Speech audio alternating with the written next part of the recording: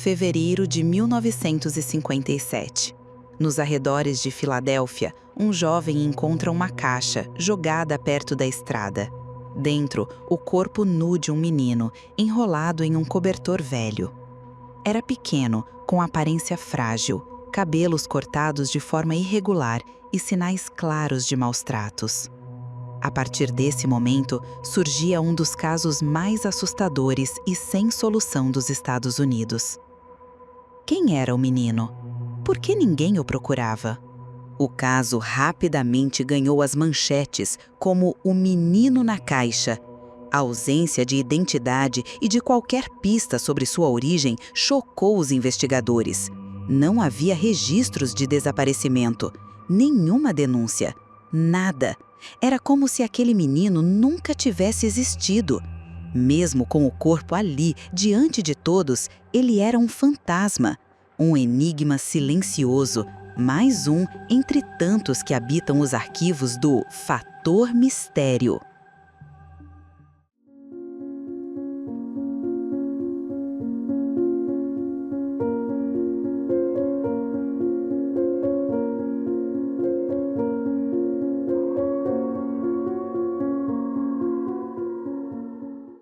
A polícia iniciou uma investigação intensa. Imagens do menino foram espalhadas por toda a Filadélfia. Cerca de 400 mil panfletos foram distribuídos. Estamparam sua foto em contas de energia e água, tentando fazer alguém se lembrar. Um detetive chegou a dormir ao lado do corpo no necrotério, esperando que alguém aparecesse para reconhecê-lo. Mas ninguém apareceu. Nenhum familiar, nenhum amigo, ninguém. A caixa onde o menino foi encontrado era de uma loja chamada J.C. Penney. Ela havia transportado um berço. Os investigadores rastrearam todas as compras daquele tipo de caixa, tentando encontrar o comprador. Mas nada útil surgiu. O cobertor era genérico, nenhum objeto pessoal. Nada que indicasse quem era ele ou de onde vinha. Cada pista parecia levar a um beco sem saída. A autópsia revelou hematomas antigos e recentes, indicando abuso contínuo. Marcas de cirurgias, como uma cicatriz na virilha e outra no tornozelo, mostravam que ele já havia sido tratado por médicos. Isso gerou esperança. Talvez algum hospital o reconhecesse, mas nenhum registro médico batia com ele. Nem hospitais, nem escolas, nem abrigos sabiam quem era aquele menino. Sem identidade, sem pistas e com o tempo passando, restava apenas enterrá-lo. Em sua lápide simples, escreveram: "Menino desconhecido, Deus cuida de você." Anos se passaram, detetives se aposentaram, mas o caso nunca foi abandonado. O mistério continuava vivo, como uma ferida aberta na história da cidade. E com o passar das décadas, o que começou como uma investigação virou lenda. Em 2002, uma mulher chamada Marta fez uma confissão chocante. Ela afirmou que, quando criança, sua mãe adotiva teria comprado um menino. Ele era mantido em cativeiro, sofria abusos e apanhava constantemente. Segundo Marta, após uma refeição em que o menino vomitou, a mãe o espancou até a morte. Em seguida, o corpo foi banhado e deixado numa caixa, abandonado na floresta. A história de Marta chamou a atenção da polícia, não pelos detalhes comuns, mas pelos que pareciam impossíveis de saber. Ela descreveu a casa, cada cômodo, cada móvel, até o rangido das tábuas do assoalho. Falou sobre o menino e como ele era tratado ali dentro. A polícia investigou. Foram até o local. A casa estava reformada, mas ainda havia ecos do passado em cada parede. Tudo o que Marta havia dito estava lá. Quase tudo. O tempo, implacável, já havia apagado qualquer vestígio de prova. A mulher que poderia esclarecer tudo estava morta. E o menino? Ninguém sabia ao certo se ele existiu de verdade. Sem como ligar aquela criança àquela casa, o caso foi arquivado. Havia outra teoria. Uma que sussurrava entre as paredes de mansões antigas e jantares abafados por segredos. Dizia-se que o menino poderia ter sido filho de uma família rica. Um acidente doméstico, trágico, silencioso. E com medo do escândalo, os pais não chamaram ajuda. Em vez disso, esconderam tudo. Enterraram o menino de forma anônima, sem nome, sem lápide. Apagaram cada rastro de sua existência, como se ele nunca tivesse nascido. A polícia considerou essa possibilidade. Mas como provar o que já foi enterrado em silêncio? Sem corpos, sem confissões. Era apenas mais uma teoria, perdida entre as dezenas que cercavam aquele mistério. Mas para alguns, a ausência de provas era exatamente o que tornava essa história tão real. Uma outra teoria sussurrava nos bastidores do caso.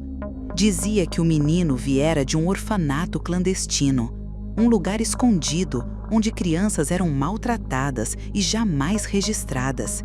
Essa hipótese ganhou força com o completo desaparecimento de qualquer documento sobre o garoto. Nada, nenhum registro. Mas, por mais que procurassem, nenhum orfanato com ligação direta foi encontrado. Era como se, a cada nova pista, surgisse mais um muro. O caso parecia amaldiçoado. O que realmente assustava era o vazio absoluto de vínculos. Sem certidão de nascimento, sem parentes procurando, sem ninguém reconhecendo aquele rosto. Era como se alguém tivesse deliberadamente apagado sua existência, como se o mundo inteiro tivesse concordado em esquecer aquele garoto. E isso transformava o caso em algo ainda mais cruel e perturbador. Em 2022, depois de mais de 60 anos de silêncio, a ciência falou. Testes de DNA e genealogia forense mudaram tudo. A partir de fios de cabelo preservados desde a autópsia, investigadores rastrearam parentes distantes. Tecnologia que não existia naquela época, agora reacendia uma esperança adormecida. Pela primeira vez, o caso parecia ter uma resposta. Depois de meses cruzando dados genéticos, eles chegaram a um nome: Joseph Augusto Zarelli. Nascido em janeiro de 1953, morto aos 4 anos. Seus pais biológicos foram identificados, mas já estavam mortos. Ainda assim, Joseph teve sua identidade devolvida, algo que lhe foi negado em vida e por mais de 6 décadas após sua morte. Joseph nunca foi registrado. Não havia certidão de nascimento. E isso levantou ainda mais suspeitas. Quem o criou? Por que o esconderam? A polícia escolheu manter certos detalhes em sigilo, para proteger os que ainda estão vivos. Mas confirmou. Joseph, finalmente, foi reconhecido legalmente. E sua nova lápide carrega agora seu verdadeiro nome.